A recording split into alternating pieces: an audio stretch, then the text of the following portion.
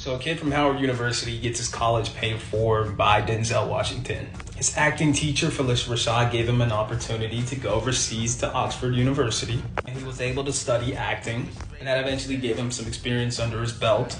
And this is where he started his career, on sitcoms. And on one of those sitcoms, he actually got fired for voicing his opinion on the depiction of the character. He always had issues with how most of these characters were portrayed. They were all the same. So he voiced the concerns to the creators of the show.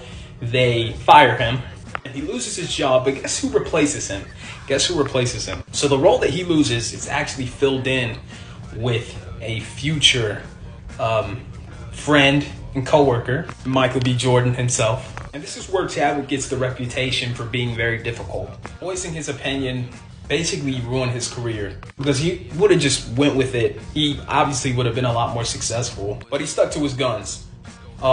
He made things happen where, there weren't a lot of opportunities. And he gets his first role in 2008, and that's on The Express. I remember watching this as a kid. The Ernie Davis Story, which was a decent movie at the time. Not really critically acclaimed, but I love this film, and I still do. And that's where he plays Floyd Little. That was his first film role. This was his theatrical debut. And of course, that wasn't his lead film. And he's in this movie called The Kill Hole, which is another film that's not rated that well. But this gives him the visibility he needs to be successful. He's the lead in it. And then that's where he snags probably one of the most important roles in his career. The role with one of the most talented actors of all time, Harrison Ford. And this was just a standout in his career for sure. Jackie Robinson, 42.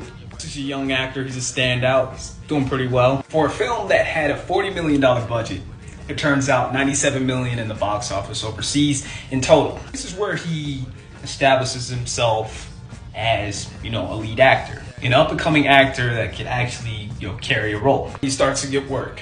He plays Vontae Mack in Draft Day. And boom, Get On Up. This is another milestone in his career. Get On Up is like the warm-up for probably the most important role in his career. And then it's announced that he is going to be playing the Black Panther, which everyone loses their mind. Because I was introduced to Black Panther through the animated movies. Then of course the comics, all that. He snags this role. He's also diagnosed with cancer, but no one knows about it. Not a single soul. Especially because he did all this with stage 3. He was already sick. He could have died. But in that time, he suffered in silence. He was probably one of the most likable people on the planet. He visited children at St. Jude's. He had one of the best SNL debuts ever. He also gave us one of the best franchises of all time. And for that, I thank him. It's amazing. He suffered in silence. He left this planet giving us some of the best films ever.